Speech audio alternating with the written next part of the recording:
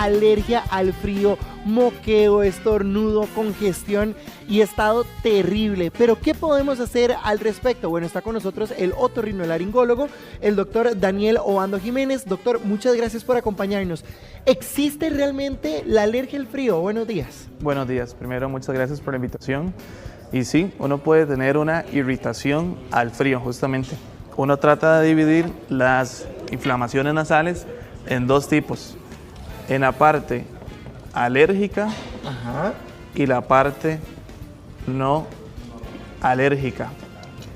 Y justamente la alergia al frío o esa inflamación al frío entraría en esta segunda categoría. Claro. Sería la más frecuente. Doctor, hay un montón de gente enferma, ¿verdad? ¿Cómo puede distinguir uno entre la enfermedad realmente, gripe o alergia? ¿Cómo se pueden identificar los síntomas? Excelente. Es un poco más difícil cuando ya la persona de base es rinítica, porque entonces si se enferma, predispuesta. Sí, está como predispuesta o ya la nariz está un poco irritada. Entonces pueden pasar dos cosas, que los síntomas aumenten exponencialmente, ¿verdad? No solo a nivel nasal, sino que pueden tener síntomas en todo el resto del cuerpo, ¿verdad? Como que siente como escalofrío, dolor de cuerpo, dolor muscular, dolor articular, generalmente moco espeso, ese moco como amarillo, verdoso. Eso generalmente ya hay algo de fondo, algún virus o alguna bacteria. Ajá, ¿verdad? No, bueno, cuando es algo alérgico, ¿verdad? Simplemente una descompensación más bien, claro, de su rinitis o del frío. Generalmente los síntomas van a ser solo nasales y algunas veces puede pasarse a la garganta. ¿Cuándo es, por ejemplo, una gripe convencional y cuándo es H1N5, por ejemplo, que es terrible? Sí, uno puede hacer una diferencia, digamos, de las infecciones de vía respiratoria superior. Primero, virus, bacterias, y de esos virus también se pueden subdividir en las gripes, en los resfríos comunes y ya en las gripes. Entonces las gripes son todas las influencias que H, N, lo que sea, ¿verdad? Generalmente los resfríos son muy leves, ¿verdad? Claro. Pasan y uno se siente mal un par de días y listo, pero casi que puede seguir el día a día. Cuando uno tiene una influenza o una gripe, ahí sí uno se siente malísimo, ocupa una semana de cama, va a tener probablemente fiebre y todos los otros síntomas que comenté.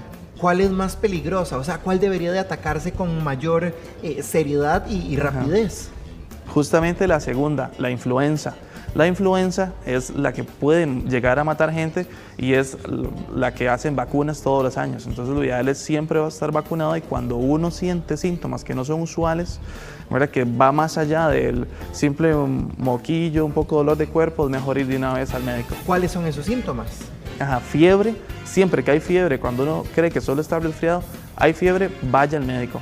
Cuando los mocos empiezan a ser un poco más espesos, verdosos o amarillentos, vaya al médico definitivamente. Y cuando después de 3-4 días de automedicarse o donde algún médico, si pasan 3-4 días y todavía se sigue sintiendo muy mal, es mejor que vaya al médico también. Doctor, ahora es muy popular ver a la gente con mucho moco, ¿verdad? Y moco muy ralo, casi incoloro, ¿verdad? Y muy constante, baja como agua. ¿Eso a qué síntoma o a qué enfermedad pertenece este síntoma más bien? Sí, justamente lo que hablábamos, ¿verdad? De una rinitis vasomotora, así es como se llama. Cuando uno empieza a tener un montón de síntomas nasales, entiéndase, congestión nasal, moquitos que le salen a uno por delante o uno siente que se los puede terminar tragando. Entonces aquí hay una foto donde tenemos justamente la nariz. Toda esta es la nariz es bien grande por dentro, puede medir más o menos 7-8 centímetros. Entonces en las rinitis vasomotoras, justamente aquí es donde se produce un exceso de moco, se produce, eso va a hacer un montón de congestión, estornudos, moquitos, etc. Y todos esos mocos van a caer a la garganta. Por eso comentaba que cuando la nariz se carga mucho, uno puede tener problemas a nivel de garganta, porque es como la vía de paso para seguir al estómago. Ese taqueo de aquí arriba es lo que nos produce constante estornudo, que la gente esté todo el tiempo tosiendo. Claro, sí. Justamente la tos viene por eso, porque el moco que se queda aquí... Esto es lo que se taquea con los estornudos. O sea, lo que nos produce estar tosiendo todo el tiempo es esto. Esto que produce moco y el moco se me estanca aquí abajo, en lo que dice la faringe. Aquí todo esto se me estanca el moco y eso produce la tos. Entonces una causa de tos muy frecuente son rinitis mal compensadas o rinitis sin tratamiento. Entonces, ¿cómo hago para descongestionar eso? Destaquearlo, dirían popularmente. Para destaquear justamente aquí la garganta, lo que hay que hacer es destaquear la nariz. Bueno, en la medida que uno destaquea la nariz, puede descongestionar de moco toda la garganta. ¿Cómo destaqueo la nariz? ¿Qué tipo de...? Uno puede usar, aquí traje unas muestras, ¿verdad? Uno puede usar varias cosas. Lo primero son esteroides nasales, ¿verdad? Los esteroides nasales hay demasiadas marcas en el mercado. Claramente hay unos un poco más efectivos que otros, ¿verdad? Estos esteroides nasales se usan justamente en la nariz. Entonces esto tiene una tapita, esto se introduce dentro de la nariz y uno acciona el medicamento. Hay varios mecanismos por los cuales uno puede accionar los medicamentos, pero los esteroides nasales son vitales en estos casos. Y también antihistamínicos. Un segundo, porque, a ver, ¿puedo explicarlo? Claro, sí, sí, sí. Ok, entonces digamos, esto está aquí. Está nuevo ese. A ver, vamos a hacerle, ahí está. Ajá. Ahí salió. Eso es lo que yo tengo que respirar. Sí, usualmente uno no tiene que inhalar a la hora de ponerse el spray, uno tiene que hacer... Hay que tratar de evitar eso. Ya el mismo spray trae la presión necesaria para que todo el medicamento caiga dentro de la nariz. Ok. ¿Cuántos estripaditas, digamos, tengo que hacer? Depende de la persona. Entonces, bueno, para tal vez ponerlo aquí, entonces claro, uno lo que hace es introducir apenas la puntilla del spray dentro de la nariz. No hace falta introducirlo completo, ¿verdad? Estripémoslo para ver cómo se ve. Sí. Y ahí entonces... Dale.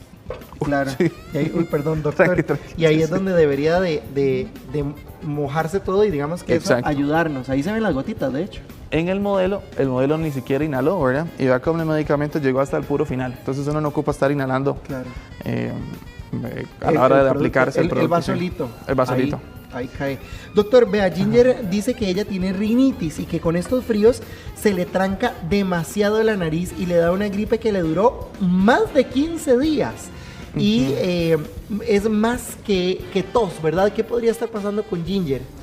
Podría estar teniendo dos cosas. Uno, una rinitis no alérgica, ¿verdad? Que es lo que comentábamos aquí, vasomotora en este caso, que usualmente la vasomotora no la define cuando empeora con cambios de temperatura, cambios de humedad, típico de estas fechas, y probablemente tuvo algún tipo de resfriado. Entonces las dos se superponen y entonces los síntomas pueden empeorar debido a eso. Lo ideal siempre es, si dura más de 5 días los síntomas o tiene fiebre o moquitos feos, asistir a donde un médico. Doctor, ahora está también muy popular la H3, ¿verdad? ¿Cuál es la diferencia entre esta y una gripe convencional? Sí, al final todos terminan siendo tipos o variantes de la misma influenza y dependiendo de la variante hay algunas que tienen más síntomas, otras son más mortales, entonces, pero todos son como variantes o son como hermanitos de una misma familia, que independientemente de cuál variante tenga una, pues sí hay que tratar una influenza siempre. Stephanie también a través de nuestro Facebook pregunta, ¿qué pasa cuando se usa Veclonazal pero los cornetes están demasiado inflamados? Excelente pregunta, de hecho es una muy buena pregunta, sí, ¿por qué? Porque a pesar de que uno utilice medicamentos, los cornetes son estructuras que están a los lados de la nariz, ¿okay? En el modelo justamente se ven aquí, son estas tres estructuras que tenemos. El cornete de abajo, este de aquí, generalmente es el que se hace más grande, ¿okay? Entonces, cuando ya este se hizo muy grande y no responde a esteroides nasales, como la beclometasona, entonces uno puede pensar en cirugía, en reducir el tamaño de sus cornetes. Hay muchas variantes de cirugía para ver cómo mejoramos la función nasal y esa es una. También hay que ver si tiene algún otro tipo de lesiones como pólipos, desviaciones del tabique, entre otras. Pero sí, la cirugía de cornetes es muy común. Vea lo que pregunta Arelis en Facebook y creo que mucha gente se va a sentir identificado. Arelis nos dice que ella tiene desde el 20 de noviembre de tener tos seca. ¿Qué hace uno en ese caso? Es que es desesperante, o sea, llega un punto donde ya es incómodo. Claro, sí. Primero a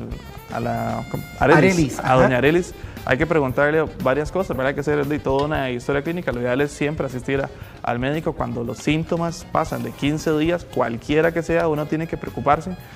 Y justamente, si Arelis llegara a la consulta, habría que descartar 3 causas, las más comunes de tos: descompensación nasal, rinitis o cualquier otra enfermedad nasal, reflujo y asma. Es casi que lo más importante cuando uno tiene tos. Vea qué interesante, porque doña Mayela nos cuenta que un nieto suyo sangra por la nariz, pero dice que son chorros y quisiera saber a qué se debe porque de la nada le ocurre. Usualmente cuando un niño sangra en la nariz son por varios factores, ¿verdad? Casi nunca es solo uno, sino son varios que se van juntando y yo siempre digo es como pegarse el bingo, ¿verdad? Entonces probablemente el niño puede tener síntomas alérgicos o puede tener ya irritación nasal de base. además, si está usando algún tipo de medicamento, hay algunos medicamentos que pueden resecar todavía más la mucosa nasal y hacer que sangre con mayor facilidad. Y los niños tienden mucho a tocarse la nariz, ya sea muy fuerte, empezar a rascarse o meterse los dedos para hurgarse la nariz. Claro. Entonces, cuando uno va teniendo varios checks, usualmente es más probable que sangre. Todos los números de la lotería, sí, con todo y serie. Sí. Vea, Kimberly, sí. Pregunta que si una mujer embarazada que es rinítica crónica puede tomar loratadina. En embarazo es complejo porque hay que valorar la severidad de síntomas, si tiene alguna otra comorbilidad o padece alguna otra enfermedad. Pero casi en embarazo se individualiza muchísimo. Claro. Hay algunos estudios que, ¿verdad?, dicen que depende del médico si uno quiere darlo o no quiere darlo, pero depende de cada caso. Eso sí es muy complejo. Daniel Obando Jiménez es otorrinolaringólogo. Sí. Doctor, muchas gracias por acompañarnos. Sí. Y ojalá a que usted no tenga más alergia. Maricris. Las personas queremos poder comer carbohidratos, comer papita, poder comer pasta, tortillas. Claro que eso va a hacer que subamos de peso si estamos en un proceso de pérdida de peso. Y no solamente el peso, también que tengamos unos subonazos de azúcar en sangre con las personas que padecen, por ejemplo, de diabetes. Está con nosotros la doctora Sofía Rodríguez para darnos diferentes opciones para que podamos comer carbohidratos de vez en cuando con cierto remedio que nos va a recomendar. ¿Cómo está? Bienvenida. ¿Cómo estás? ¿Qué tal? Muy bien, por dicha. Doctora, primero que nada, ¿cuál es la relación que tiene comer, por ejemplo, los que tenemos de este lado izquierdo, la pasta, el arroz, el pan, con esas subidas de azúcar? Claro, y es que cuántas veces nos pasa que con toda la intención y el antojo nos comemos una pasta, un arrocito, un poquitito de pan, y al cabo de unas horas estamos más bien con hambre otra vez, a pesar de haber consumido una cantidad suficiente, o nos sentimos bajos de energía, como con pereza, sueño, o incluso nos sentimos hinchados o que retenemos líquidos. ¿Será que tengo que eliminar los carbohidratos de mi dieta o será que mi cuerpo no los está tolerando bien? Y es que en el mundo de los carbohidratos no hay que satanizarlos, no es que tenemos que eliminarlos, pero existen muchísimas variantes y muchos grupos que en el programa de hoy ustedes van a salir expertos de cómo identificar los carbohidratos más saludables para su salud. Ok, tenemos acá 3 grupos de carbohidratos en el semáforo: los verdes, los amarillos y los rojos que están por acá. Vamos a ver cuál es la diferencia entre los carbohidratos buenos, que son los verdes, y los malos, que son los que están en el rojo. Okay, háblenos de esas diferencias. Tenemos 2 grupos de carbohidratos. Tenemos los carbohidratos refinados o simples, que son los que más consumimos, y estos lo que hacen es que disparan los niveles de azúcar en sangre de forma inmediata, porque recordemos que los carbohidratos son la fuente de energía, el principal combustible de nuestro cerebro y nuestros músculos, pero también son el alimento principal del hongo cándida, y este es el que hace que estemos siempre ansiosos por querer comer más, que estemos reteniendo líquido y que por supuesto aumentemos los niveles de colesterol y de azúcar principalmente en sangre. Pero luego tenemos los carbohidratos complejos. Estos son altos en fibra y nos van a ayudar a que esa liberación de azúcar sea de forma disminuida y lenta. Entonces tenemos los carbohidratos complejos, que son fibrosos, que son el mejor grupo de carbohidratos que tenemos que escoger porque son ricos en fibra, ricos en agua, minerales, nutrientes y vitaminas, y por eso están en el semáforo en verde, porque son los más seguros de consumir. Son bajos en calorías y tienen un índice glicémico bajísimo, por lo que usted debería de incorporarlos en todos los tiempos de comida. Y luego tenemos los carbohidratos que son más almidonosos, pero que también tienen fibra, siguen siendo superiores a los carbohidratos refinados, porque tienen esta cantidad de fibra que me va a ayudar con la energía y me va a ayudar preentrenamiento, pero que deben de consumirse también, por supuesto, con moderación. Doctora, ¿cuáles son los pasos para cocinar los carbohidratos de una manera adecuada para que no me haga subonazos de azúcar? ¿Cómo cocinamos los carbohidratos? Claro, y es que existe una teoría del almidón resistente, porque bueno, el cuerpo y la vida es un balance. Uno puede consumir carbohidratos muy buenos la mayor parte del tiempo, pero sí o no que a veces se nos antoja comernos una pastita o un arrocito, y es que hay una forma metabólicamente inteligente de hacerlo, y es la teoría de la resistencia al almidón. Doctora, entonces, ¿cómo cocinamos el arroz? Porque queremos comer arroz, pero ¿cómo se cocina de una manera adecuada para que no nos suba el azúcar? Ok, vamos a cocinar el arroz normal que tenemos, el arroz blanco, pero no nos lo vamos a comer inmediatamente, aunque nos den muchísimas ganas. Lo vamos a guardar en refrigeración por 24 horas. Y después de 24 horas, este almidón que antes me subía el azúcar se va a convertir en un almidón resistente que va a pasar intacto por el intestino delgado, va a llegar al intestino grueso y se va a convertir en una fibra prebiótica que ya no me sube el azúcar y que es el alimento de mi microbiota intestinal o de las bacterias buenas. Entonces, cuando yo me como los carbohidratos que no son tan buenos, sí importa.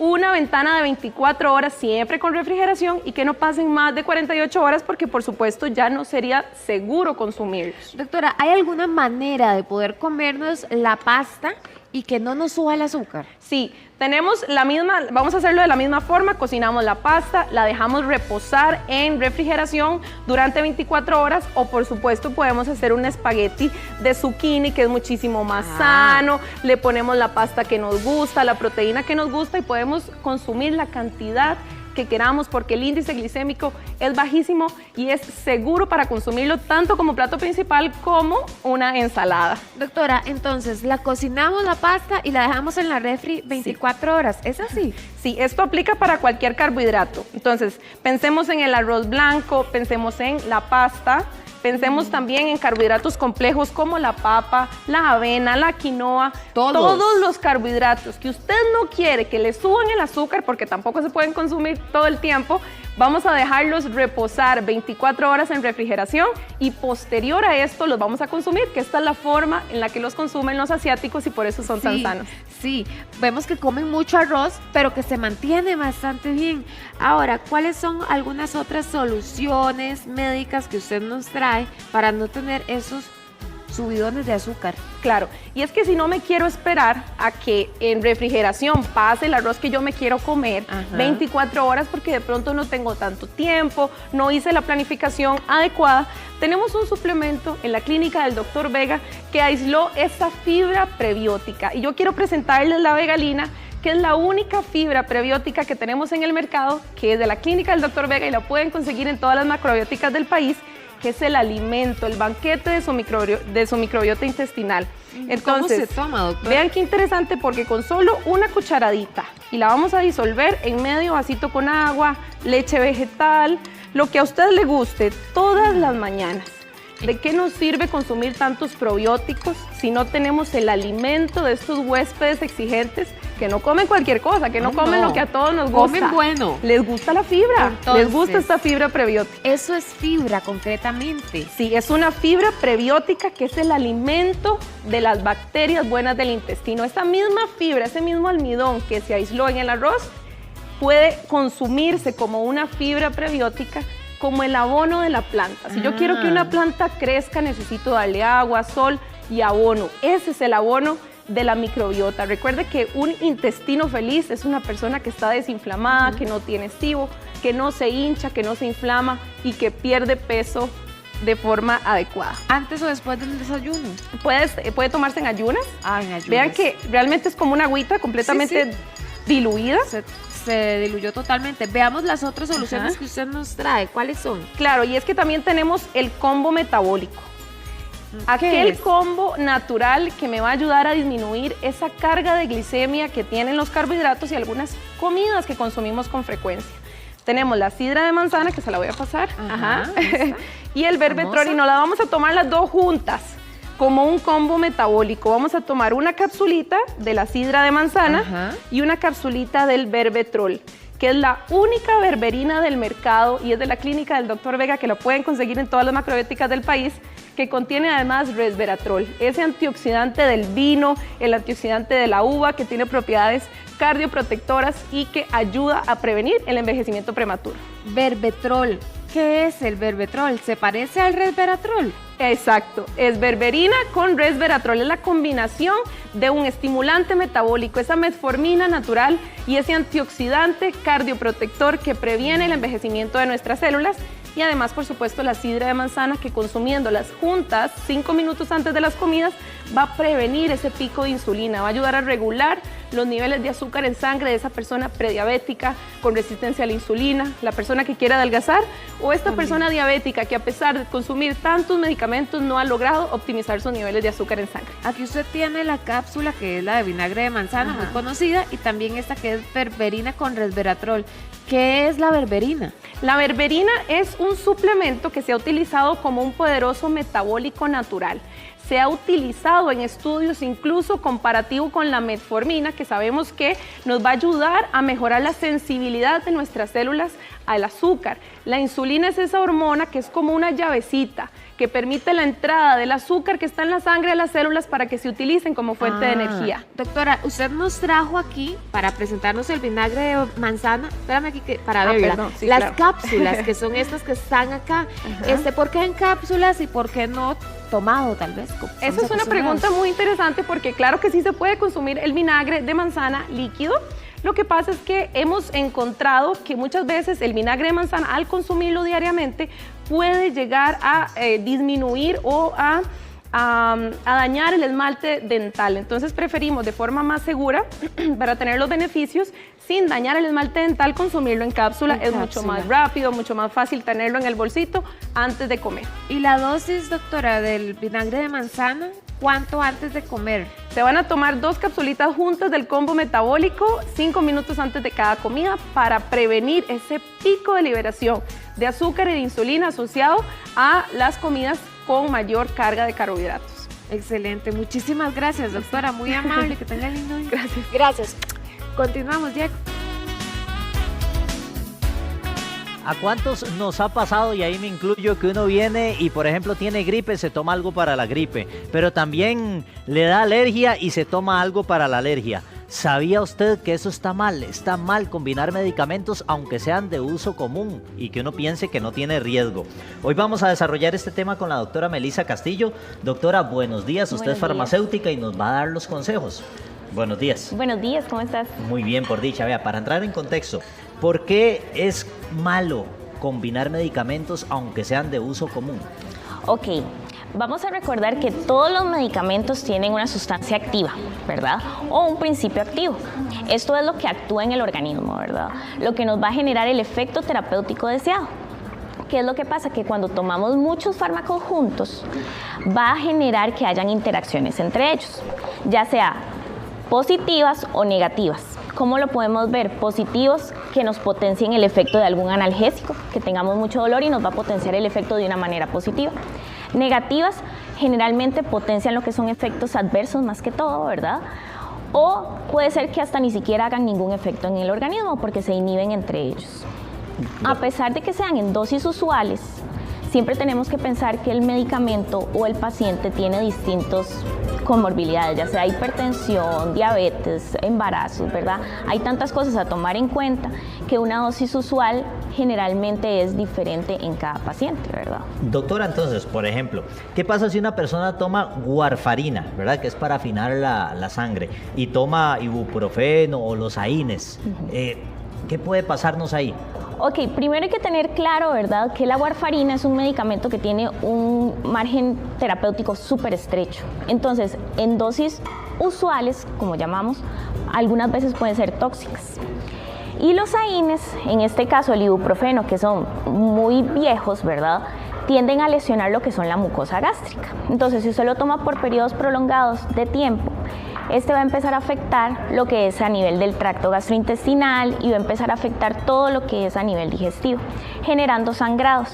Si lo tomamos en conjunto con la warfarina, esto nos va a provocar que esos sangrados se incrementen o que la posibilidad se dé mayormente, ¿verdad? De hecho, ahí estamos viendo la pantalla, dice, ¿esta combinación puede aumentar el riesgo de sangrado, doctora? Claro que sí, como te digo, esta combinación junto puede duplicar lo que es la probabilidad de algún sangrado o alguna úlcera gástrica. ¿Qué es lo que pasa? Que los síntomas son súper silenciosos, entonces muchas veces no nos damos cuenta que hay un sangrado interno porque no se externa, ¿verdad? No se ve evidenciado a nivel externo. ¿Qué es lo que pasa? Que son como síntomas como una anemia, que muchas veces dicen, bueno, es la alimentación. No percatamos que puede ser provocado por alguna falla a nivel del tracto digestivo. moretones fáciles, dice, ay no, me golpeé por alguna razón, no le doy importancia, ¿verdad? Y sin embargo puede ser que haya algo de fondo que nos esté provocando eso. Ahora, doctora, a veces usted viene, va donde un médico, el médico le receta un antibiótico, ¿ok? Usted está tomando el antibiótico, pero comienza a sentirse mal, le comienza a dar como síntomas de gripe y usted comienza a combinar esos medicamentos, antigripal y antibiótico, de uso común, sin receta y de uso con receta. ¿Cómo nos puede afectar esto? Ok, hay que recordar que los antibióticos funcionan para eso, para las bacterias, matan bacterias. Y las gripes son virales, ¿verdad? Están en el ambiente. Entonces, muchas veces cuando combinamos esto, estamos trabajando cosas totalmente diferentes. Se supone que si usted está tomando un antibiótico es porque ya fue y se le hizo un diagnóstico y fue donde un médico que se lo recomendó. Entonces, si el médico no nos dice necesitamos un antigripal en conjunto con este antibiótico, es mejor no tomarlo. ¿Por qué? Porque puede inhibir lo que es la acción de ese antibiótico. El antibiótico siempre tiene que actuar en un sitio de infección. ¿Y qué es lo que pasa? Que cuando tomamos algún antigripal o algo así, lo que hacemos es enmascarar los síntomas. Entonces, al enmascarar estos síntomas, no estamos haciendo que el antibiótico actúe en el sitio donde ocupamos y que actúe de la manera eficaz, efectiva y rápida, ¿verdad? Entonces, ahí es cuando se da la resistencia antibiótica, ahí es cuando se dan periodos prolongados de antibiótico, de tiempo, ¿verdad? ¿Y esto qué nos hace? Aumenta efectos adversos, afecta el tracto gastrointestinal y nos va afectando la microbiota buena que sí ocupamos en el organismo. Doctora, ahora, las personas que toman medicamentos para la presión, ¿con qué no pueden combinarla? Bueno, generalmente la toronja, los jugos de toronja y estos jugos que tomamos en el desayuno, ¿verdad? Muchas veces afectan lo que son medicamentos para la presión, ¿verdad? ¿Qué es lo que pasa? Vamos a asumir, para una mejor explicación, que las enzimas en donde se adaptan los medicamentos son como un rompecabezas. Entonces, la toronja es un medicamento que se asemeja mucho a la forma estructural del medicamento a la presión. Entonces, la toronja se adhiere a la enzima donde tiene que actuar el medicamento de la presión. Entonces, no le permite al medicamento hacer su efecto adverso. Y eso hace que el medicamento esté andando por el torrente sanguíneo una y otra vez. ¿Y qué hace eso? Mientras más tiempo está el medicamento en el torrente sanguíneo, mayor es su efecto adverso. Otra vez, doctora, tenemos la pantalla, medicamentos para la presión, el jugo de toronja. Dice que puede aumentar la concentración de estos medicamentos en sangre hasta niveles tóxicos. Exacto. ¿Por qué? ¿Qué es lo que pasa? Que la toronja no es que se inhibe por un ratito la enzima. Puede durar hasta 3 días en el organismo. Entonces son 3 días en el que su medicamento de la presión no hizo el efecto que necesitamos. Entonces ahí es donde vemos una deficiencia totalmente, ¿verdad? Y es en algo tan sencillo como es un jugo, ¿verdad? Entonces no es solo interacciones de medicamento-medicamento, sino que hay que tener en cuenta ya sea el alcohol, bebidas alcohólicas que son súper importantes, ya sea algunos suplementos alimenticios, ¿verdad? Que tomamos, que decimos son naturales, no tienen por qué afectarnos. Sin embargo, toda sustancia que tenga una sustancia activa va a trabajar algo en el organismo. Doctora, volvemos al tema de los antibióticos. Si estamos tomando antibióticos, ¿qué no podemos tomar? Bueno, en este caso no se recomienda tomarlo con lácteos, ¿verdad? Con algún suplemento de calcio, hierro, porque la molécula tiende a confundir el sitio de acción con estos otros medicamentos o estos otros suplementos. Entonces, el efecto que da en el antibiótico o en la infección no es el más óptimo. Entonces, siempre por elección con agua, ¿verdad? Ahora, doctora, está la gente tal vez que viene y le da esa famosa rinitis alérgica, sobre todo con estos fríos, estos vientos, comienza a tomar el medicamento para la alergia, pero también hay una actividad en la noche, entonces va la persona y se toma, no sé, los famosos vinitos o alguna otra bebida que tenga alcohol. Claro. Y combina ambos medicamentos. ¿Por qué eso es malo? Bueno, ambos, el problema es que ambos trabajan en el sistema nervioso central, ¿verdad? Sabemos que el sistema nervioso central es el que nos dice la acción, ¿verdad? Cómo reaccionamos ante alguna situación.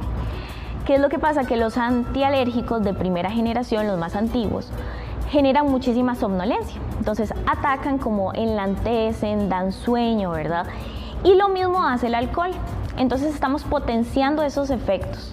¿Qué es lo que pasa? Que si ocupamos manejar trabajar con maquinaria pesada, hacer algo en nuestra diaria rutina, ¿verdad? Vamos a perder coordinación, vamos a perder lo que es el sentido de alerta. Entonces, por esa razón es que no se recomienda, porque ambos van a deprimir el sistema nervioso central.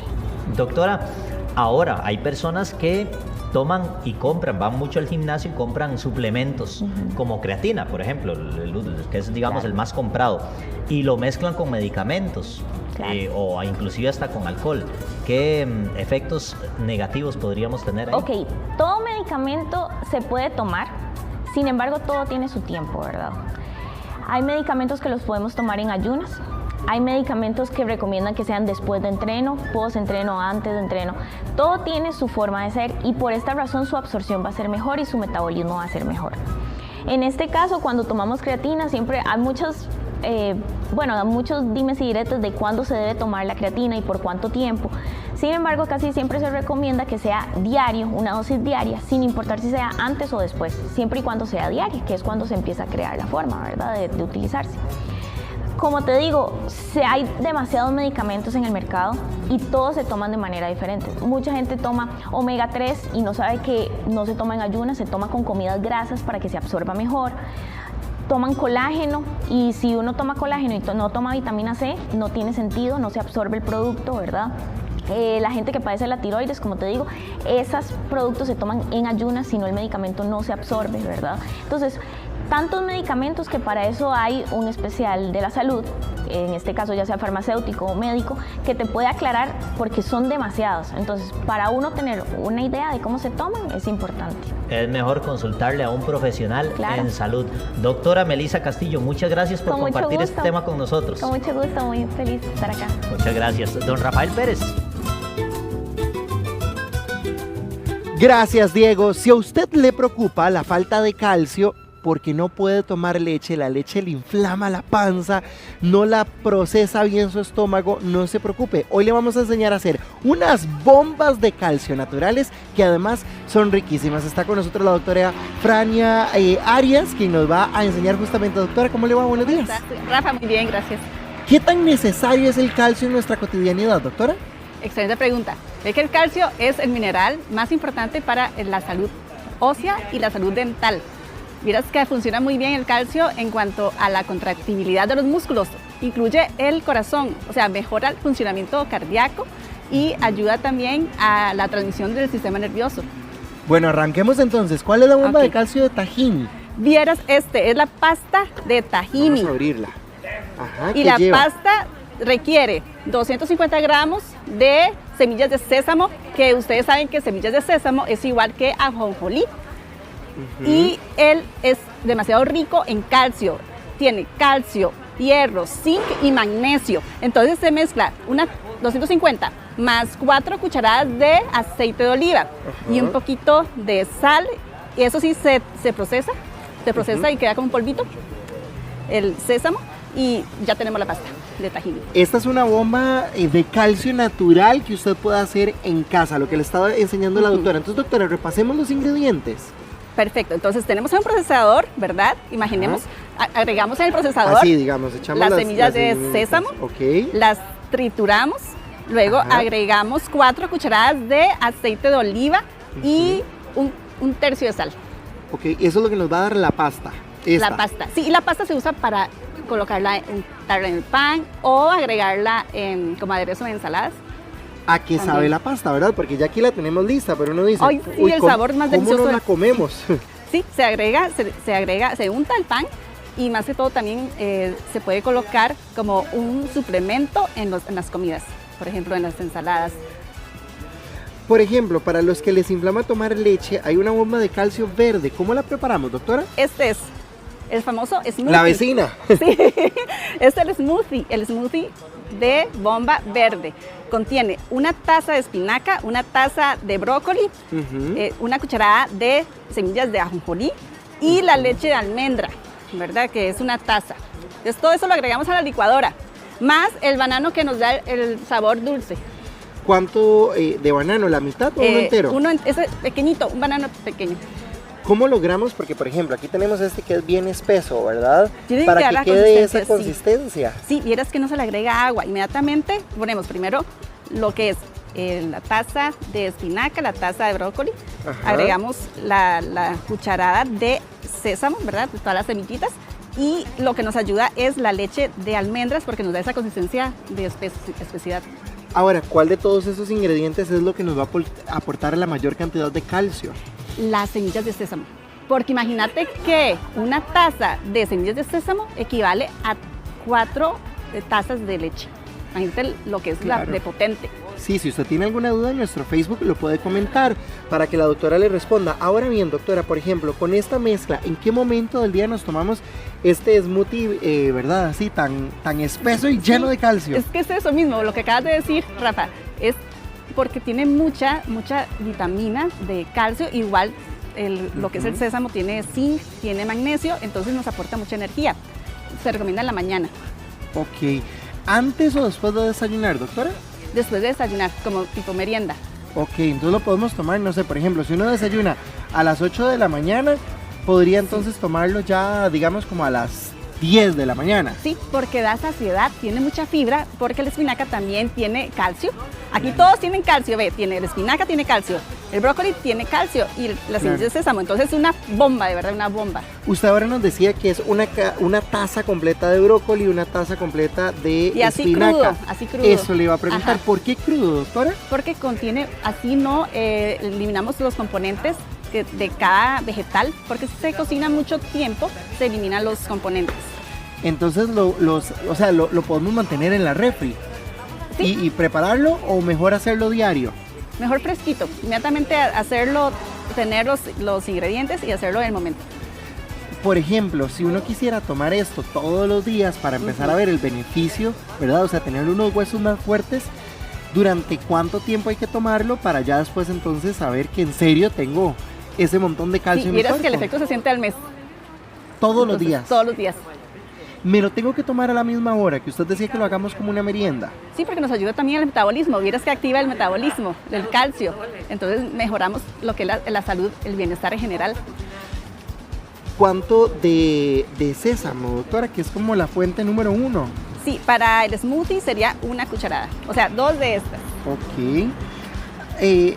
Doña Gloria Estela quiere que repitamos la parte de espinaca, brócoli y sésamo, que repitamos la receta. ¿Cómo lo vamos a...? Bueno, imaginemos lo que es la licuadora. Ajá. Entonces agregamos la taza de espinaca, agregamos la taza de brócoli, luego la cucharada de semillas de sésamo, el banano con este pequeñito y al final la leche de almendra, que es muy importante almendra porque también tiene calcio la almendra. Y inmediatamente licuamos hasta que quede así, esta consistencia. Espeso. Totalmente. Claro, el banano es lo que le va a aportar el azúcar, doctora, o el dulzor. Sí, un poquito de dulce para que nos sepa bien. Bueno, de esta bomba verde pasemos a otra bomba verde de calcio, Ay, ¿verdad? a mí me encanta, sí, es ¿Esta la qué ensalada, de brócoli, espinaca y la maravilla es que podemos hacer un aderezo. Vieran que cuando yo estaba haciendo el aderezo, o sea, yo lo probé y me enamoré del aderezo. Pero es que qué bonito porque uno como médica aplicamos también la ciencia y Claro. hay que saber, desde adentro tenemos que curarnos.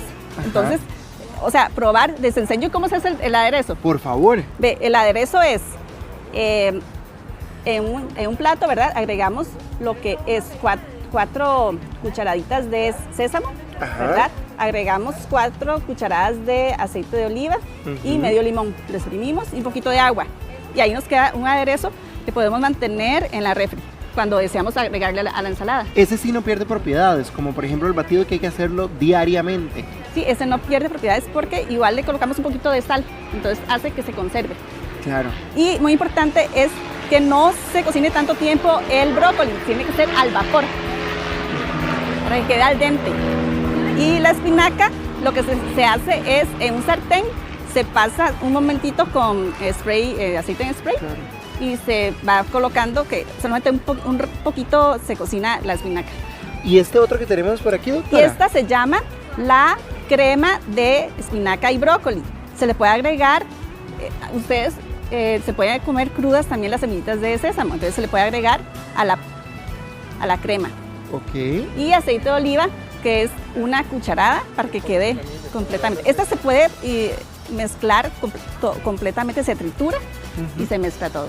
Ella es Frania Arias Guzmán. Doctora, muchas gracias por estas Mucho bombas de gusto. calcio ¿Verdad? Vamos a tener naturales. energía y mucha vitalidad, mucho Claro, y calcio. huesos fuertes también. Hueso fuerte. Muchas gracias, doctora. Hasta luego. Ahora vamos a viajar en el tiempo, porque si usted pensaba tener una licuadora en su casa, bueno, antes habían unas maravillosas que nuestras abuelas utilizaban, que molían maíz en metate. Vea, Buenos días. Aquí tenemos pues la opción, este es el molcajete. Me acaba de instruir el chef Príncipe Maya en que pues las personas antes utilizaban esto precisamente, como dice Rafa, para moler, para que los alimentos estuvieran menos procesados, más enteros y sobre todo en la cocina mexicana. Acá en Costa Rica era el metate, que era una piedra un poquito más sencilla, pero igual llegamos a lo mismo, en que comamos más limpio. Tenemos a la doctora en nutrición, Kimberly Campos, y también al Príncipe Maya. Eso. Sí, exactamente, ese es el chef, esa es la marca, así se dice. Príncipe Bienvenido. Maya, gracias, muy amable, bienvenido. Muchísimas gracias porque nos han invitado nuevamente. Claro. Muchas gracias. Doctora, ¿qué beneficios recibe nuestro estómago al consumir alimentos más enteros, verdad? Que no estén tan procesados. Claro, es muy importante porque al estar más enteros y es comida más real, pues vamos a tener más fibra, más micronutrientes, que estos son las vitaminas, minerales, y también nos va a favorecer para la salud digestiva. Realmente tener estas opciones pues nos brinda muchos beneficios para la salud. Príncipe Maya, háganos una demostración aquí, vea, aquí tenemos el maíz que está cocinadito. Aquí tenemos un maíz morado. Hago una aclaración. El maíz, por lo general, su forma original de molerlo es con un metate y una piedra. Con el metate del de antes. Que se hacía. No se pudo traer, así que trajimos este. Es la misma piedra, es el mismo proceso. ¿Se tarda más? Sí, claro, se tarda más. Entonces, consistía en estar moliendo de esta manera. Hay que hacerle fuercita. Hay que hacerle fuerza, sí. Por eso le oíamos a las abuelas, porque si te agarraban un bofetón, pues, de esta manera. sí tenía fuerza, príncipe. La abuelita le decía, se siente aburrido, venga y me ayuda. Así empecé. Ahí está.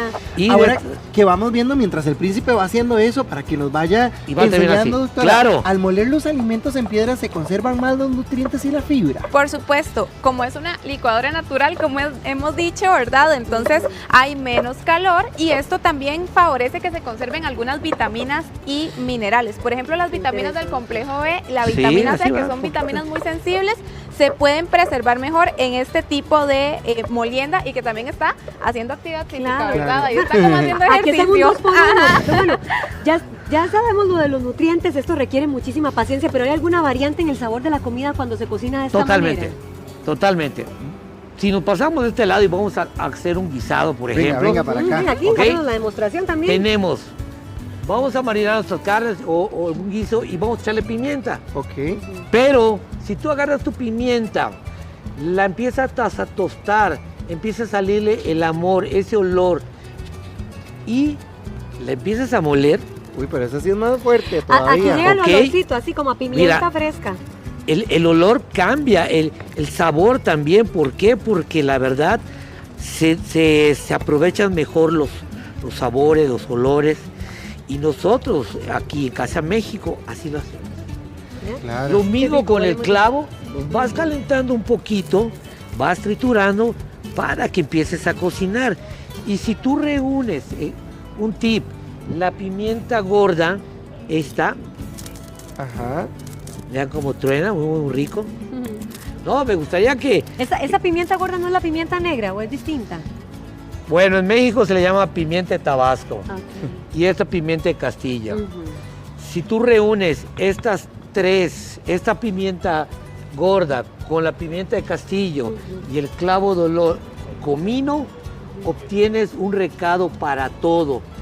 Es fundamental en la cocina yucateca para marinar todos los... Podemos hacer como ¿Cómo? la famosa bomba. Como una bomba costarricense, Oiga, bueno. efectivamente. ¿Cómo se concentra más el sabor de los productos, príncipe? Con este tipo de, Espera para hacer moliendas. el intento. Yo- Ándale. Yo también voy a ver. Esta Ese es de- comino. Si hay que hacerle fuerza. Príncipe, usted está Hazla así. pochetón. Vamos a ver. Hazla así. Ah, presionas, es como así. presionando hacia abajo. Ah, es Sí, que uno y- como que lo raspa. Así le haces. Y de esta manera... Y a no, manera no, no, de... ¿y cómo huele? Para ver. Ay, sí, qué rico. A manera de cuidar esta piedra, esto es un producto para toda la vida. Esto es para toda la vida. Aquí la garantía es de por vida. No tienes que llevar al taller ni nada. Lo único que tienes que hacer es que le pones arroz y vas moliendo el arroz para limpiar las impurezas. Doctora, ¿por qué se concentran más, por ejemplo, los nutrientes con este sistema que nos trajo hoy el Príncipe Maya aquí a trabajar? Totalmente. Y es que como se rompen lento las paredes celulares del alimento, entonces también genera que haya mayor liberación de los aceites esenciales de los alimentos. Por eso tiene ese olor tan fuerte. Ajá, exactamente. Aprovechamos más también las vitaminas. Realmente es una excelente opción para cocinar más natural en casa, con menos aditivos y alimentos procesados que podrían afectar la salud. Entonces, me parece una excelente opción. ¿Cuál es el problema de los alimentos tan procesados, doctora? Los alimentos procesados podrían afectar el intestino, generando disbiosis y también goteo en el intestino. Esto genera la inflamación crónica que hemos estado conversando últimamente o que ha estado muy en tendencia. Entonces, ir hacia alimentos más naturales, más reales y menos procesados nos ayuda a disminuir la inflamación, a mejorar la salud digestiva y sabemos que el intestino es como el segundo cerebro, entonces también puede favorecer muchísimos otros procesos. Hay que tenerlo nutrido. ¿Qué más podríamos hacer nosotros en este molcajete? ¿Qué más podría triturar? Uno de los chiles que más me gusta es el morita. Aquí hay uno limpio. Acá está, todo para ti. Ese morita tiene como un cascabel. Estos chiles, por ejemplo, el morita que me gusta mucho, el de árbol, lo vas tostando a manera de que quede así, suene así. Crujiente. Crujiente. ¿Ese está picante? No, fíjate que no, le aporta un buen sabor. Y con esto, al molerlo, vamos a hacerlo de una vez. Me gusta, dame. ¿Ves? Ese está más fácil. Príncipe. Ahí está. Ese sí lo hago yo, espérese para ver. Ahora que Chalín está haciendo eso que lo puso el príncipe, doctora, ¿cuáles otros alimentos podríamos hacer en este sistema o el metate, verdad? Que lo hacían antes la gente nuestra. Pues hierbas, especies en general, también el maíz que está por allá se podría utilizar y también para hacer salsas de tomate, salsas a base de chile también podrían utilizarse en este proceso. Claro. Le vamos a poner limón. ¿Esto qué beneficio trae? Nos aporta también vitamina C, entonces es una excelente opción para aquellas personas que ocupen mejorar su absorción de hierro. Combinar alimentos, fuentes de hierro como las carnes con este tipo de mezclas nos ayuda a que tenga una mayor disponibilidad y absorbemos mejor el hierro. Es una excelente opción también. ¿Y esto es como un sazón? ¿En qué comida, príncipe? En el taco que tú quieras. Ahora sí. En tu olla de carne, en lo que tú quieras. Esas son la seca. Le puedes poner, por ejemplo, limón, cebollita. Le puedes poner un poquito de cilantro y van cambiando las tonalidades en el sabor. ¿Y qué más? Príncipe, yo quiero saber, esto, digamos, a ver, porque ya aquí lleva avanzado el proceso, ¿verdad? Sí, lo contamos de la cocina. Digamos, uno lo que tiene que hacer es raspar el producto o majarlo, porque yo veo que usted a veces lo raspa. Como que lo raspa de la pared, de la pared hacia abajo y le vas haciendo así. Bueno, ahora usted me contó que usted tenía molcajetes para su uso, pero si alguien le quiere encargar, también le trae uno. Sí, sí se puede. Hacemos el negocio aquí de una vez. Hacemos el negocio aquí. Hay medianos, pequeños, ¿Y qué es esto? ¿Qué es esto? ¿Qué es esto? Vámonos para acá. Bueno, ya dijimos que de los chiles secos sacamos esto. Le podemos echar limón o le podemos echar aceite de olivo y tenemos otro tipo de salsa. ¿Qué tenemos aquí? Bueno, acá tenemos para hacer chiles tatemados. Ya sea este que es el panameño, que a mí me encanta, la verdad, aporta un sabor y un olor. Esta belleza, que es el chile serrano, es endémico y muy amado por todos los mexicanos. Es bien bueno. Un saludo a Diego Bulgarelli. Mira qué bonito chile. Ok, podemos bajarlo. ¿Cómo lo quieres? ¿Crudo o asado? Asado. Ok, ponemos este. Vamos a hacer una salsita rápida. Okay. Bueno, mientras vamos haciendo... ¿Con tomate rojo? Sí, démosle. Vamos a darle. Uy, qué rico es eso. ¿En qué lo tostó usted eso, príncipe? En cualquier comalito. Ok. En cualquier comalito y le vamos dando. Démosle, ahora sí. Ok, porque ya me tiene ansiosa eso. Perfecto. Ahí vamos. Usted se parece a mi mujer, ¿eh? Ah, ¿sabes qué cosa más Dale, terrible? dale. Salió de la casa y llegó y me encontró a mí aquí. Sí, hombre. Peor. Está bien. Bueno, mientras esta vamos es una haciendo- salsa de chiltomate lindo serrano. Le ponemos su cilantrito, su toque de sal, ¿ok? Y ya tenemos rápidamente una salsa de Qué chiltomate. rico. Príncipe. Con esta salsa tan Muchas sabrosa gracias. le agradecemos mucho al príncipe, a José Rodríguez y también a Kimberly Campos, quien es nutricionista. Gracias a ambos. Dele, dele. Yo sí, sí, sí, que yo Mariquín sí. nos vea trabajando. Yo quiero probarla. Aquí está. Los veo aquí poniéndole bonito. Vamos a hablar acerca de la caída del cabello porque queremos que usted pueda tener una melena, así un cabello abundante, grueso, que usted se sienta bien. Está con nosotros el doctor Andy Ruiz, él es médico cirujano estético y también está Mónica con nosotros porque nos van a explicar cómo hacer para que el cabello crezca. Buenos días, ¿cómo les va? Muy buenos días para ustedes acá y Bienvenidos. todos los que nos están viendo. Primero que nada, doctor, ¿por qué se nos cae el cabello tanto? Bueno, muy buena pregunta y para abarcar el tema vamos a decir que el cabello es una extensión de la piel y por ende nos hace ver belleza. El cabello demuestra salud, demuestra bienestar y es importante tenerlo en cuidado. Lo que es la caída del cabello vamos a nombrarlo como alopecia y vamos a ver sus diferentes causas. Ok, doctor, cuando nosotros llegamos donde usted, ¿cómo es el diagnóstico? O sea, ¿en qué se fija usted? Por ejemplo, acá con Mónica. Bueno, perfecto. Vamos a hacer un enfoque primero práctico, que es, vamos a necesitar 4 pilares, lo que es historia clínica del paciente, lo que es el examen físico y lo que es ver en qué trabaja el paciente. ¿Por qué? ¿En qué trabaja, doctor? ¿Eso qué tiene que ver? Dentro de las causas vamos a ver que lo que es el estrés es una de las principales causas de caída de cabello. Ah, muy bien. ¿Y en qué consiste el examen físico? Ok, perfecto.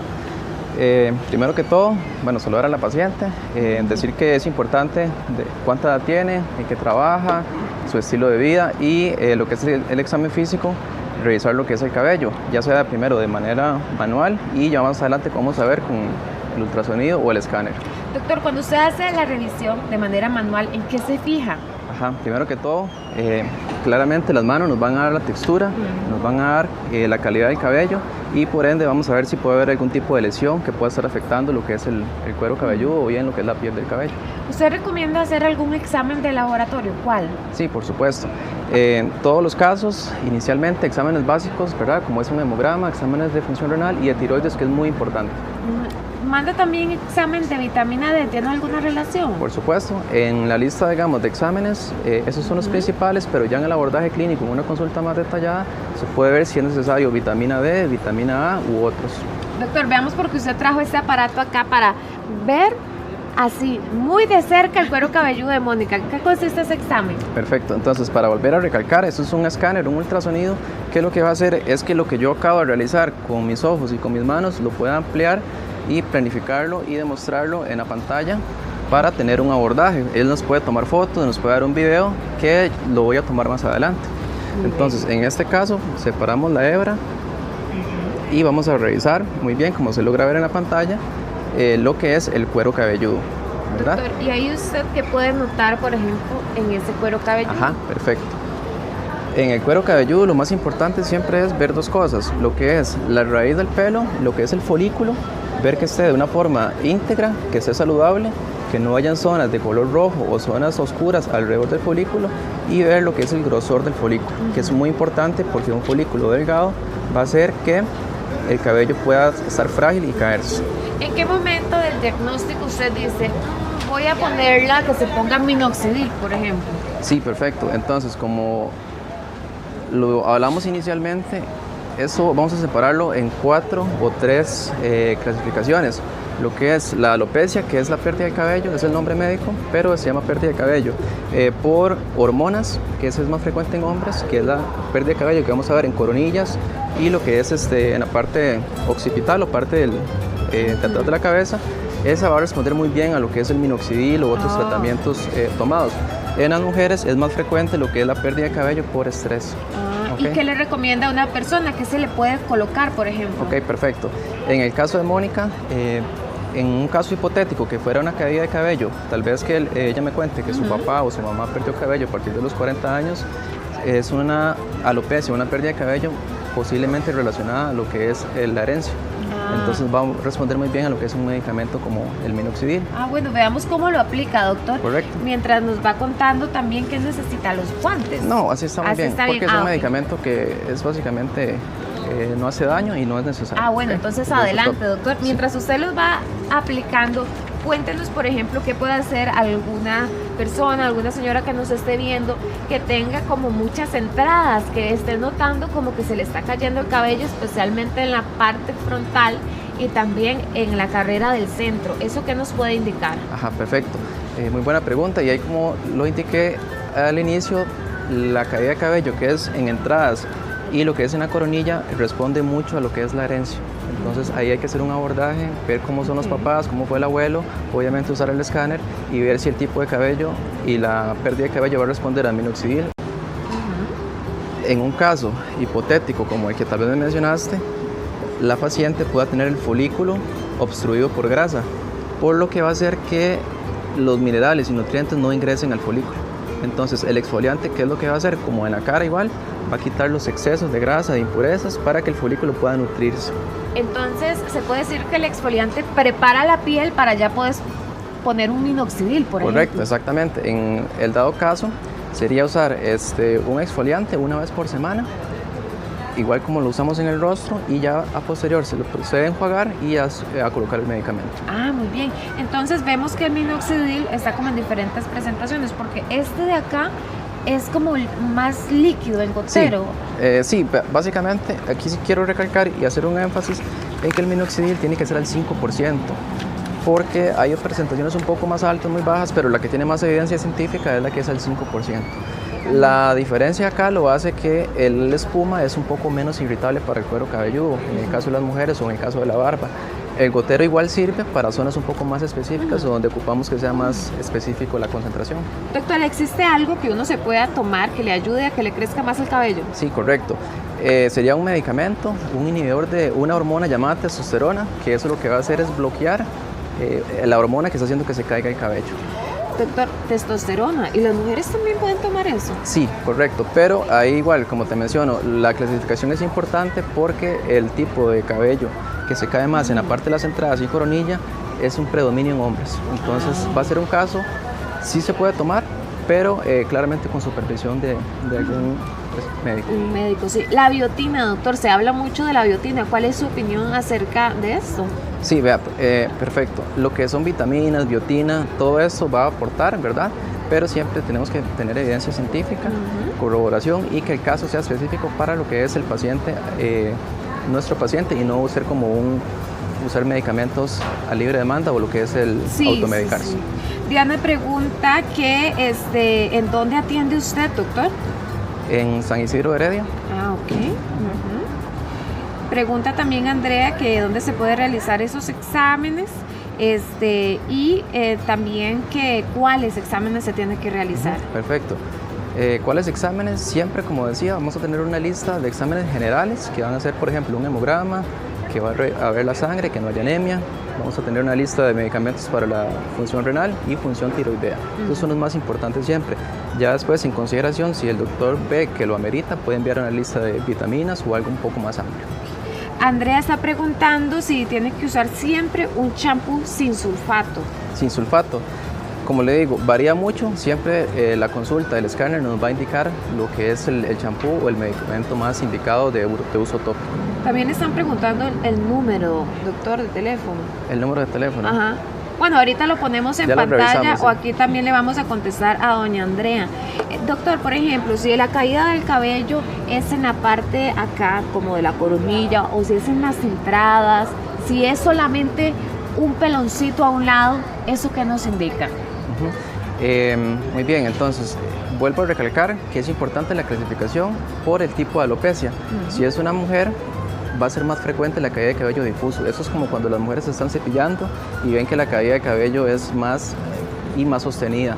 Entonces, una caída de cabello es normal que se dé en pocas cantidades y en un lapso corto, más o menos en unos 3 meses. Si abarca 6 meses o un año, es una pérdida de cabello anormal.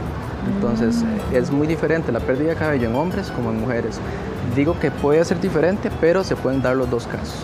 Doctor, si una persona ya perdió el cabello, ¿será que se puede recuperar? Sí, entonces, dependiendo, ¿verdad? Claramente, si es una herida cicatrizante y es una zona regional o una zona enfocada, sí se puede recuperar. Hay que ver, digamos, qué le pasó, el contexto en general. Vuelvo a recalcar que es muy importante el contexto general. Existe ahora lo que es el trasplante capilar. Bueno, sí, también. El trasplante capilar, ¿verdad? Que es básicamente, vamos a ejemplificar, por ejemplo, que la pregunta que me hiciste, que la persona tiene una déficit o una pérdida de cabello en esta zona o en la zona occipital por alguna razón, una quemadura o alguna lesión, vamos a hacer un trasplante capilar. Eso usualmente, para explicarlo de una manera muy breve, se toma cabello de la parte occipital, que es esta zona del cabello, que es la zona que casi no vamos a ver que hay calvicie. Vamos a ver que la calvicie se da más que todo en zona frontal y en zona de la coronilla. Perfecto. Esta es la zona que siempre, por lo general, vamos a tomar para un trasplante capilar. Doctor, le agradezco mucho, muy amable, Muchísimo gusto, muchísimas espero gracias. que haya sido de utilidad. Gracias también, muy amable. Con mucho gusto. Diego. El coco es un clásico en su cocina y se puede utilizar para hacer una variedad de platillos que les tenemos acá como demostración, que solamente probándolos ustedes pueden describir pues esta experiencia gastronómica que vamos a tener hoy, gracias a Edwin Solís, que es el chef y nos trae pues estas delicias. ¿Qué tan versátil es el coco, Edwin? Es súper versátil, el coco se puede usar como sustituto de harina, se puede usar para hacer macarons, hay azúcar de coco también para las personas que tal vez tienen los índices Claro, muy altos de claro, el azúcar. coco es súper alto en fibra, es súper versátil. Yo normalmente cuando quiero hacer algo un poco más light, que tenga un poco más de propiedades, le cambio un poco de harina por harina de coco. ¿Qué tanta fibra nos aporta el coco? Es bastante y aparte de energía, tiene azúcar, tiene un montón de todo. cosas. Vea, Sí. vamos a empezar por esto. Qué delicia, esto es un quequito, pero es como un queque seco, ¿no? Quise como tratar de hacerlo lo regular, pero añadiendo coco, ¿no? Ese es un queque de libra que se llama ya mantequilla, huevo, azúcar y coco. Y coco dentro de la mezcla. Dentro de la mezcla, un poco de coco tostado, un poco de leche de coco en la mezcla, crema de coco. ¿Y esto que usted puso acá? Ese es coco tostado. Una crema, digo yo. Sí, eso es una mezcla de azúcar en polvo con crema de coco y leche de coco. ¿Y cómo hace Se para hace un que quede glaseado. así? Este glaseado así. Se calienta un poquito en el microondas y se vierte en la parte de arriba y que él solito caiga, que vaya fluyendo. Yo me imagino que bueno, a la hora de comerlo se puede percibir los pedacitos de coco dentro Sí, totalmente. del queque. Y siempre usar el coco fresco. Qué Es rico. importante tratar de usarlo. Siempre tenemos en Costa Rica cocos y es súper práctico abrirlo y usarlo. Temporada?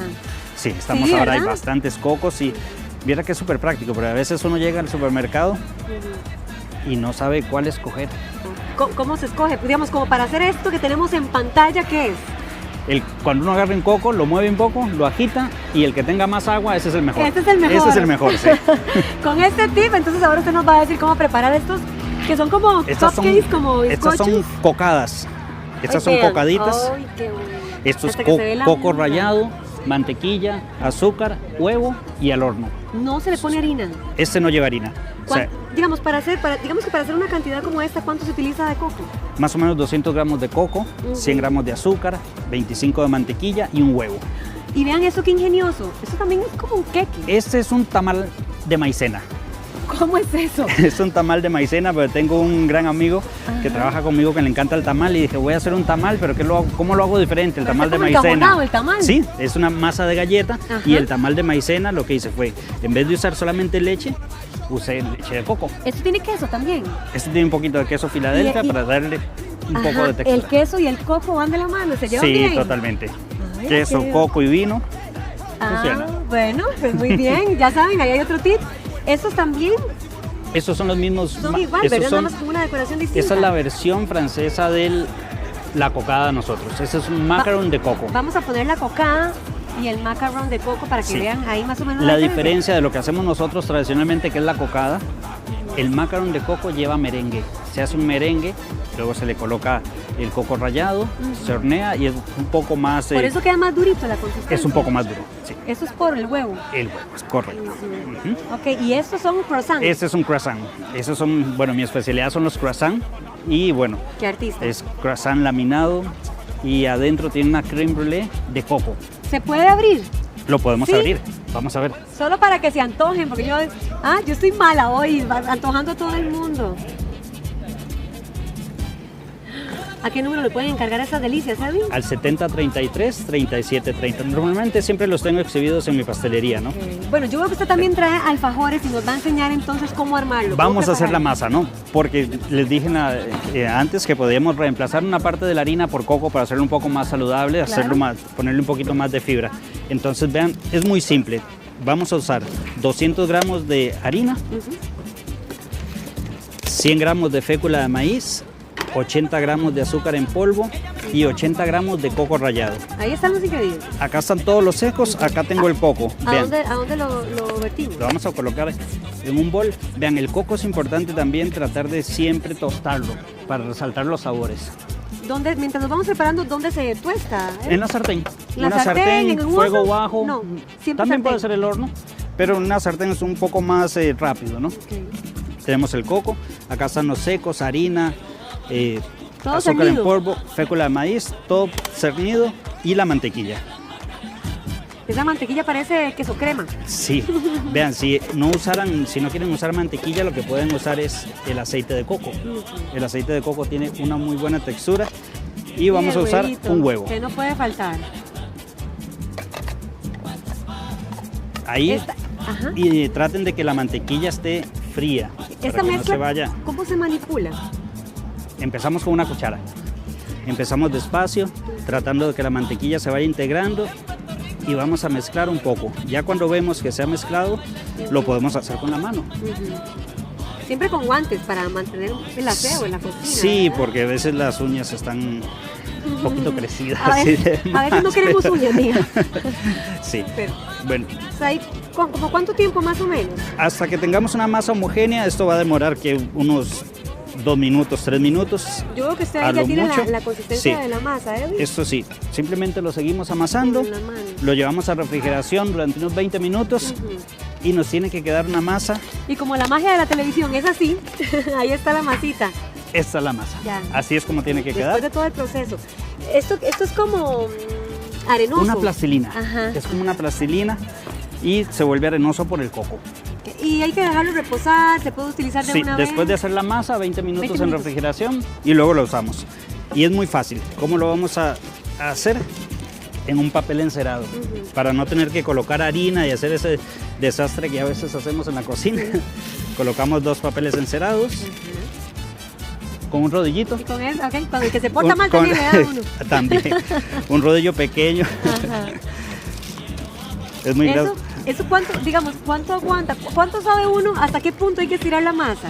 Ella es súper maleable. Ella como tiene tanta grasa, se puede estirar, yo diría que 2-3 milímetros de espesor estaría muy bien. Ahí uno más o menos le va agarrando el ojo. Sí, Si es principiante, tal vez en las primeras veces no le vaya tan bien, pero ya después uno va agarrando el toque. sí, poco a poco. La práctica es el maestro. Claro. Entonces después con un cortador, si no hay un cortador puede ser una taza, puede ser cualquier otra cosa, van a cortar las galletitas. Ay, ve qué Las linda. cortan, Ujú. esos son para los alfajorcitos. Pueden hacer los ojitos de buey que hacían antes las galletas con el huequito acá en el centro y ponerle crema de coco, guayaba, cualquier otra cosa. Claro. Estas galletas, una bandeja que está engrasada, puede ser aceite en spray. Engrasada puede ser mantequilla y harina o solamente o aceite normal y que uno lo esparza. Aceite normal, uno lo esparce o el aceite en spray. Ujú. Más fácil. Más fácil, sí. Después de que las estiramos, las galletitas y demás, las horneamos. Horno siempre precalentado para la galleta. Y así tiene que quedar horneada. Y efecto televisión, así nos quedan. Estas son, no, obviamente, ¿las hizo con el mismo molde? ¿O? El mismo molde, Se porque crecen. ellas se van a expandir. Ajá. Como tienen tanta grasa, se abren un poquito y crecen. Por eso yo lo hice con un tenedor para que no quede en el centro abierto. Y luego, después de eso, sencillamente dulce de leche o pueden conseguir una mantequilla de pero coco. la condición es que sea bastante. Sí, si no, no es un ¿Verdad? buen alfajor. Si no, no es un buen alfajor, exactamente. Y Ay, pero no importa, ahora lo contamos. hay mucho viento. Sí, Nos tocó el día demasiado. del viento. Entonces, hay que ser generosos con el dulce de leche. Yo diría que se puede poner uno en el centro y luego presionarlo. Esta es la manera en que se hace, digamos, en Sí, que se rellena para que correcto. quede mejor. Ahí, en el centro. 2 tapitas. Qué bueno. y nos queda el alfajor de coco. Qué rico, se me hizo la boca agua. Luego lo podemos pasar por coco rallado, lo podemos decorar con un poquito de coco arriba, que nos quede así tal algo cual. así. Bueno, y después de esto, o sea, se deja reposar nada más. Ya y está listo para comer. Ya está listo para... ¿Cómo se hace para que el coco se pegue en esta parte, digamos, en la parte de adelante? Se pone un poquito de coco arriba y de acá, de leche. como si estuviéramos en la casa, no una espátula ni nada, un poquito. Como para que pegue. Sí, se coloca en el coco, que ya lo gastamos en la masa. Sí, ok. Y quedaría así. Y listo. ¿Sí? Y bueno, yo los presenté así, hacia arriba, ¿ve? Es un alfajor, sí, pero hay que buscar la forma de cómo hacerlo que se vea diferente, ¿no? Y viéndolo bien, es una receta sumamente sencilla, no se ocupa Superfácil. batidora, no se ocupa, lo que se ocupa es un poquito de tiempo porque hay que dejarlo reposar. Sí, y ya. 20 minutitos, o se hace en la tarde y se hornea en la mañana y Y súper listo. fácil. Edwin, estos postrecitos también me tienen curiosa, ¿qué es? Ese es un 3 leches de coco. Ahí lo que hice fue, en vez de usar 3 tipos de leche, leche ¿Alguna se condensada sustituye? evaporada, sustituimos 2 y ¿Cuál? colocamos. Sustituimos la leche evaporada por leche de coco y la leche condensada por crema de coco y leche entera. Y ahí teníamos el postre 3 leches. Vea, déjeme intentarlo, yo quiero ponerle el relleno a uno, a ver si me sale. Esto, inclusive esta manga uno la puede hacer en la casa con una bolsa, Edwin. Una bolsa, sí, una bolsa Vean ustedes, con un Ziploc. tiene que ser gordito. Sí. Ahí está. Más o menos. Creo que... Lo bueno es que después hay que aplastarlos. Sí, creo que tengo que practicar más. Creo, ahora vamos a ver, voy a bajarlo, correrme porque está haciendo demasiado viento. Hay que pedirle a Dios que le baje 2 rayitas hoy. Vean, ahí vamos. Ahora en el centro. En el centro, sí, para que el centro haga que los demás se expandan hacia el centro y nos quede hacia los lados y nos quede todo parejito. Vean, así tiene que quedar. Este es el de la principiante. Y ponemos esto acá. Lo rellenamos. Ah, no, usted me va a tener que contratar, Edwin. Contratada. Muchísimas gracias por venir hoy, por acompañarnos. Y la verdad que la pasamos muy bien, ya saben, hacer alfajores en la casa. En buena hora que usted está con nosotros disfrutando de esta mañana de viernes. Los cobros a personas mayores o desahuciados implican ciertos criterios distintos dentro de la ley. Pero ¿cuáles son? Está con nosotros María Jesús Mora, ella es abogada que nos va a dar las recomendaciones. Para entrar en contexto, María Jesús, cuando una persona adulta mayor vive únicamente de su pensión y tiene deudas, ¿qué protección le da la ley? Bueno, es importante mencionarle a las personas que todos los adultos mayores, iguales que los niños, tienen derechos especiales. Existen leyes especiales que buscan la protección de ellos. Cuando una persona es adulta mayor y tiene un cobro judicial o tiene muchísimas deudas, muchas veces las entidades buscan cobrarles a grandes escalas y presionarlos para que paguen en busca de asustarlos por miedo, pero no funciona así. Ellos tienen una ley especial que los protege. ¿Y cómo los protege? Los protege en el hecho de que no le vamos a quitar toda la pensión, sino que hay que revisar caso por caso de ver los ingresos, los gastos médicos, los gastos para su vida diaria y comparando todo eso podemos ver cuánto es la cuota que pueden pagar. En la práctica, eso que usted acaba de decir, no se le puede quitar toda la pensión. Entonces, ¿cuánto le debe de quedar libre a una persona para que pueda vivir bien? Depende mucho de cada persona porque hay pensiones de pensiones. Podemos tener un adulto mayor que tenga una pensión de 100,000 colones, que sí existen, o hay personas que tienen pensiones muchísimo más elevadas de 5 millones de colones. Ahora, hay que ver, viendo gastos médicos, viendo su estilo de vida y viendo si alguna persona depende de ellos para poder fijar una cuota y esto dentro de un proceso judicial buscar un arreglo. Si un pensionado, ¿verdad?, empieza a recibir llamadas, cobros, ese hostigamiento, ¿verdad? ¿Qué límites tiene que tener una empresa financiera o ahora bien un banco ante una persona mayor? Es lamentable porque sobre todo cuando una persona es adulta mayor, las personas que realizan los cobros quieren buscar la manera de asustarlos para que paguen sí o sí. ¿Qué límites existen? Existen muchísimos límites legales en lo que es el cobro. Existen horarios en los cuales se debe realizar un cobro, un horario de oficina. No lo pueden llamar a cualquier hora, no pueden llamar a familiares y muchísimo menos amenazarlos que los van a dejar en la calle porque no funciona así. Cuando una persona mayor dice, es que me están llamando, ¿verdad? Y me dicen, vamos a cobrarle todo de una vez, ¿verdad? Como en esa... Págame ya todo. Claro, de miedo, ¿verdad? ¿Eso es legal cuando el único ingreso de esta persona mayor es solo la pensión? Ni para un adulto mayor, ni para una persona común y silvestre es normal o legal cobrarle todo el saldo, todo el monto. Siempre tenemos que revisar caso por caso y ver las posibilidades. Para los acuerdos judiciales, pueden ser judiciales dentro del proceso judicial o pueden ser administrativos directamente con cada entidad. Por eso es necesario tener un abogado que lo represente. ¿Y cómo puede demostrar una persona mayor que vive de una pensioncita? Con los ingresos, con las cuentas bancarias o con la orden de pensión, usted demuestra cuánto es lo que usted gana y cuánto usted gasta, ya sea en alquiler, en vivienda, en gastos médicos, en todos los gastos, usted lo demuestra con facturas. Mari, a través de nuestro Facebook, nos consulta qué pasa cuando una propiedad que le debe a la municipalidad los impuestos, ¿se la pueden quitar pese a ser una persona mayor? Los desahucios para personas mayores y para niños o menores de edad son completamente diferentes a una persona que es adulta y que puede ejercer, digamos, su profesión común y silvestre. ¿Por qué? Porque existen leyes especiales y fueros especiales que los protegen. Un desahucio no va a suceder de la noche para la mañana y por eso es que en los procesos judiciales necesita la representación legal de un abogado. Porque si su abogado indica al juez, esta persona está dentro de un fuero especial, claro, el juez no puede decir, lo vamos a sacar ya de la casa.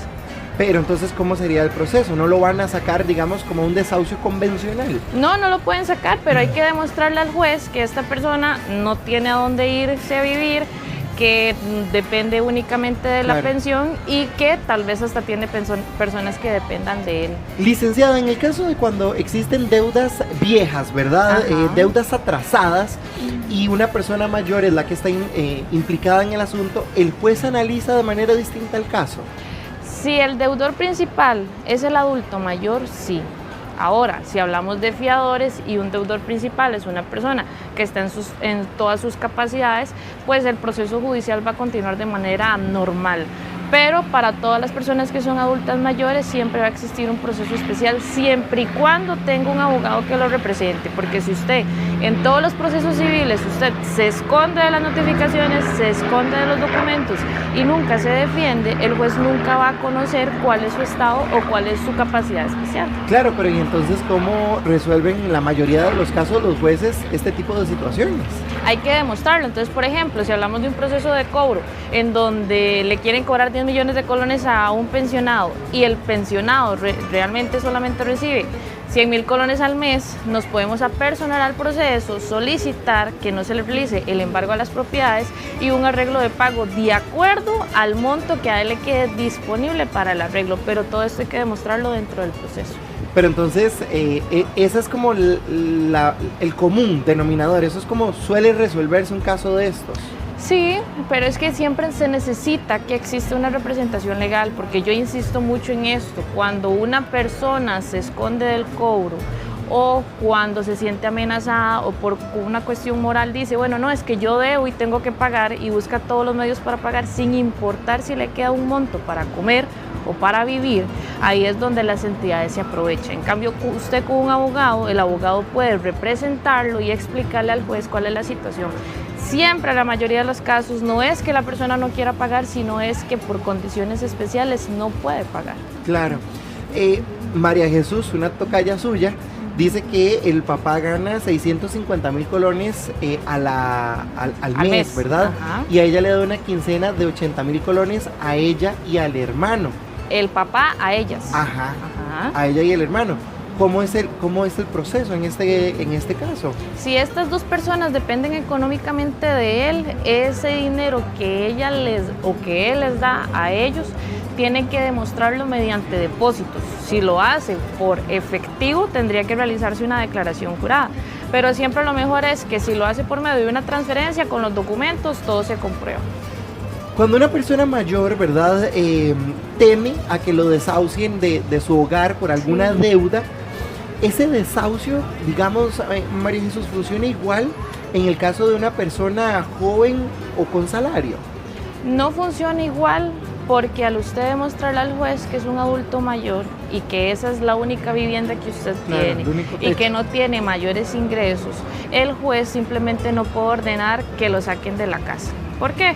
Se puede dar todo un procedimiento y de igual manera dentro de los procesos judiciales para que se dé un desahucio a la propiedad, tiene que existir todo un procedimiento legal, tiene que existir notificación, tiene que existir la publicación de los edictos, tiene que existir una persona que vaya y que participe en el remate y que se adjudique la propiedad.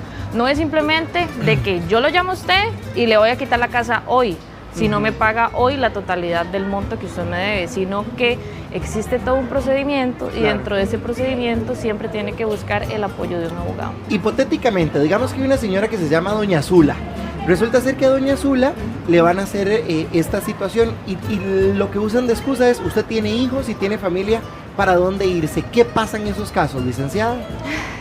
Es complicado porque dentro del proceso judicial tendría que el actor demostrar que esa persona tiene dónde irse, porque yo como defensora del adulto mayor yo puedo llegar y decir, bueno, mira, esta persona no tiene unos hijos que la puedan apoyar, sus ingresos son realmente muy bajos, ni siquiera le dan para comer, entonces claramente realizar un remate de esta propiedad no va a ser de acuerdo conforme a ley, porque la ley del adulto mayor y la constitución política siempre van a buscar proteger el adulto mayor. Sí, siempre se va a proteger, digamos, en este caso a Doña Zula, ¿verdad? Correcto.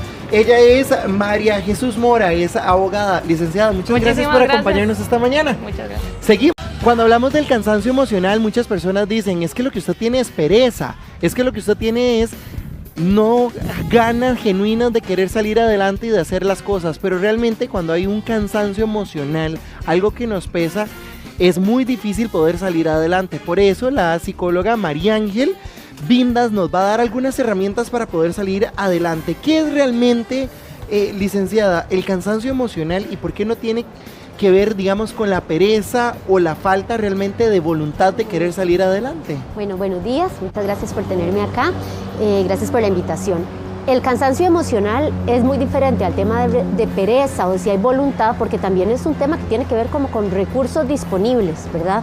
Si no hay suficiente energía, si no hay tiempos de descanso, si hay muchas emociones que necesitan que yo atienda algunas necesidades y estas necesidades no se pueden satisfacer, por ejemplo, siento un poco de tristeza y necesito tener un tiempo para hablar sobre esto, no depende si yo quiero o no quiero hacer algo, depende tal vez de un tiempo sostenido en donde no he tenido las condiciones para poder regularme y poder actuar de manera funcional. En la vida diaria, ¿cuáles son esas primeras señales, licenciada, que podríamos, verdad, como escribir de una persona que esté emocionalmente agotada?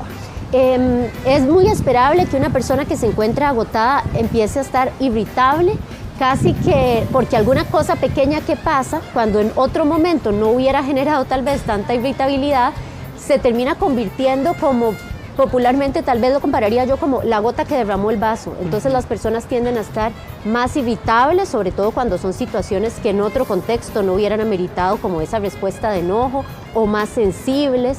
También empieza a ser un poco más difícil tomar decisiones. Claro. Y los momentos que supuestamente son para descansar, tal vez los recreativos o los de sueño, no logran generar como esa recreación o esa alegría como resultado, o el sueño no logran como esa reparación o ese descanso que uno esperaría. Ahora que usted dice el sueño, ¿verdad? Muchas personas dicen, ok, duermo 8 horas, pero me levanto cansado, me levanto cansada, ¿verdad?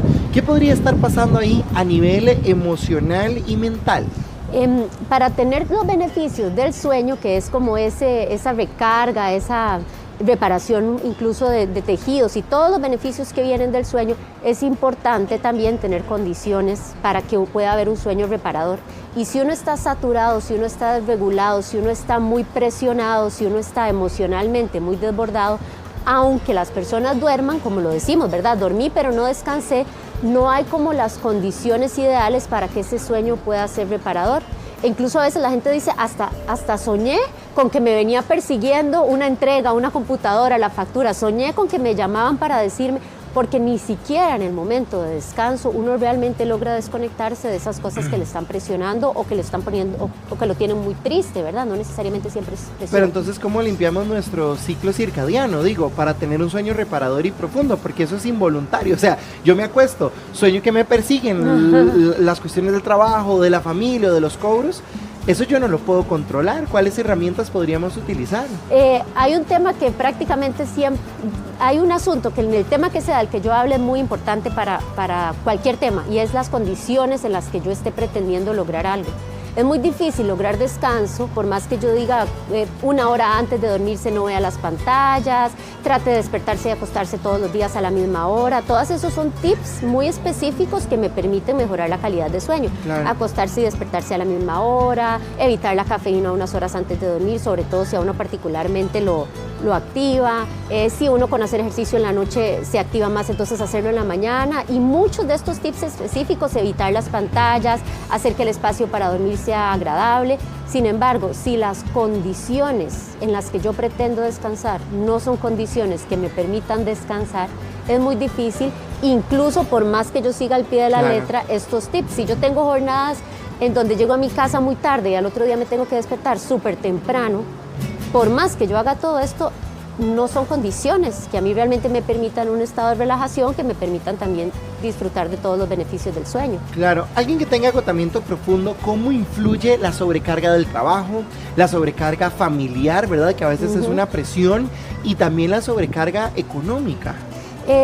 Son como áreas en las que, como igual que la vida, aquí funciona también el concepto del burnout, que a veces se tiende a pensar o a definir más desde lo laboral. Claro. Y la sobrecarga familiar o el cansancio emocional, que tal vez se puede atribuir o como a lo familiar, así, se meten unas con otras. Entonces, si yo en el trabajo estoy muy presionado, muy desmotivado, muy abrumado, y luego llego a mi casa, y en mi casa también hay un ambiente muy pesado, un montón de decisiones por tomar, poco apoyo para tomar decisiones o poca tribu, entonces lo que sucede en el trabajo me genera como un estado previo que hace que fuera del trabajo sea para mí más difícil funcionar, y lo que está pasando en mi vida personal luego también hace que en mi trabajo yo no pueda estar en toda la disposición. Porque llega un punto en que sentimos que todo nos supera, o sea que es muy complicado, incluso las cosas más mínimas y pequeñitas. Claro, una cosa muy pequeña, tal vez un plan que salió diferente y a uno ya lo superó, ¿verdad? Y es porque también uno viene muy cargado de otras cosas, por eso termina siendo como esto del inicio, como que es como la gota que derrama el vaso, y además empieza a ser como un ciclo donde una cosa puede generar la otra. Yo estoy muy molesto, estoy muy cansado, llego al trabajo, como no pude dormir bien, entonces tal vez puede pasar que me es más difícil tomar decisiones, me es más difícil regularme, entonces luego en el trabajo viene una amonestación porque respondí mal o no di los resultados que quería, entonces luego hace que yo llegue a mi casa predispuesto y empieza a ser como un ciclo cuando uno dice, es que me cayeron todas a la vez. Y muchas veces que lamentablemente sucedieron muchas cosas no agradables a la vez, o más bien que no es una casualidad, porque más bien una cosa empieza a generar que otras no salgan, y entonces ahí es donde uno piensa, me cayeron todas. Cuando una persona está emocionalmente saturada, ¿qué errores cometemos? Porque yo creo que todos hemos estado en esa posición al querer seguir igual, la misma energía, llegar con la misma disposición al trabajo, llegar con la misma disposición a compartir con la familia. ¿Cuáles son esos errores más comunes que cometemos? Son errores que la mayoría del tiempo yo creo que vienen de muy buenas intenciones y de no saber cómo gestionarlos, entonces esto también como para evitar juzgarnos por si los hemos cometido. Pero por dicha están estos espacios donde uno lo puede empezar a tratar de manejar distinto. Por ejemplo, errores de no pedir ayuda, error de seguir trabajando y trabajando cuando más bien nuestro cuerpo, nuestras emociones nos están pidiendo descanso, errores como tal vez aislarnos cuando si estar con otras personas nos da alegría, más bien entonces es un error que respondemos, nos aislamos y más bien podemos empezar sin querer queriendo a llevar del cansancio a una depresión por falta de refuerzos que nos podrían como ayudar a regular un poco las emociones. María Ángel Vindas es psicóloga y es quien nos dio estas excelentes recomendaciones. Licenciada, muchas gracias, muy amable. Un placer y muchas gracias. Seguimos.